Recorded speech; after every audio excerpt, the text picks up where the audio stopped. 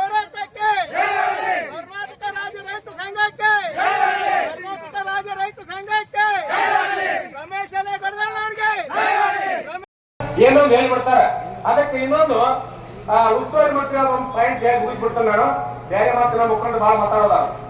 ಈ ಉಸ್ತುವಾರಿ ಮಂತ್ರಿ ಪ್ರಕಾರ ಈಗ ನಮ್ಗೇನು ಪಕ್ಷ ಪಾರ್ಟಿ ವ್ಯಕ್ತಿ ಅವಶ್ಯಕತೆ ಇಲ್ಲ.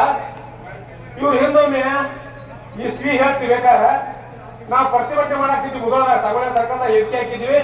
ಕಬ್ಬಿನ ಡೇಟ್ ಬೇಕೇ ಬೇಕು, ನ್ಯಾಯ ಬೇಕಂತ ಹೋರಾಟ ಮಾಡ್ತಿದ್ವು.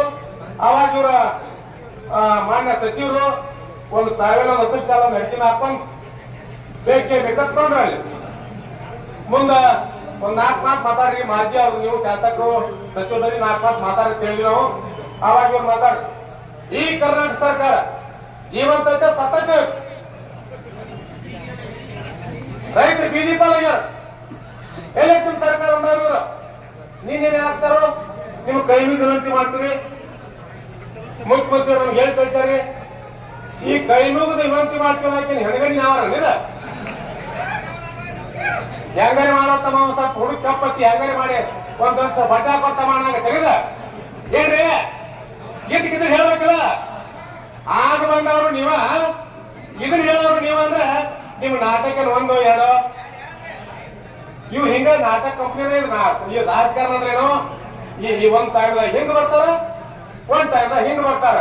ನೀವ್ ಹೆಂಗ್ ಹೋದವರು ನಿಮ್ಮನ್ನ ಕನ್ಫ್ಯೂಸ್ ಮಾಡ್ತಾರ್ರಿ, ಕನ್ಫ್ಯೂಸ್ ಮಾಡ್ತಾರ. ಅದಕ್ಕ ಈಗ ಬೆಳಗಾವಿ ಜಿಲ್ಲೆದಿಲ್ಲ, ನಾಳಿನ ದಿವಸ ಬೆಳಗಾವಿ ಜಿಲ್ಲೆಯ ಕೆಲವು ಮುಖಂಡರು ಅಲ್ಲೇ ನನ್ ಜೋಡಿ ಮಾತಾಡ್ಯಾರ. ಒಂದು ಕನಿಷ್ಠ 200 ಸೈಕಲ್ ಮೋಟರ್ ರ್ಯಾಲಿ ಬರ್ತೈತೆ ನಾಳೆಗೆ. ನಾವು ನಿಮ್ ಜೊತೆ ಇರ್ತೀವಿ. ಇದು ಭಾರಿ ಮೋಸ ಆಗೈತಿ. ಕಬ್ಬಿನ ಡೇಟ್ ನಿಗದಿ ಆಗಲೇಬೇಕು. ಅದು ಸಂಗೊಳ್ಳಿ ಸರ್ಕಲ್ದಾಗ ನಾವು ಜೊತೆ ಇರ್ತೀವಿ ಅಂತ ಹೇಳಿ ನಾಳೆ ದಿವಸ ಬೆಳಗಾವಿ ಜಿಲ್ಲೆ ಬಂದು ಬರ್ತಾರ. ಅದಕ್ಕೆ ಇನ್ನೂ ಬೇರೆ ಬೇರೆದವರು ಕರೆ ಮಾಡಕತ್ತಾರ. ಅಪ್ಪ ಅವ್ರಿಗೆ ಎಲ್ಲ ಕನ್ಫ್ಯೂಸ್ ಆಗೈತಿ. ಆದ್ರೆ ನಾವು ಮೊದಲಾದ್ರು ಹೇಳಿದೀವಿ, ಸರ್ಕಾರ ಕನ್ಫ್ಯೂಷನ್ ಆಗಿರ್ಬೋದು, ಅಧಿಕಾರಿಗಳು ಕನ್ಫ್ಯೂಷನ್ ಆಗಿರ್ಬೋದು, ನಾವು ಕಬ್ಬು ಬೆಳೆಗಾರ ಮಾತ್ರ ಕನ್ಫ್ಯೂಷನ್ ಆಗಿರಂಗಿಲ್ಲ. ನಾವು ನೀತಿ ಹೇಳೋರಟ್ಟೆ.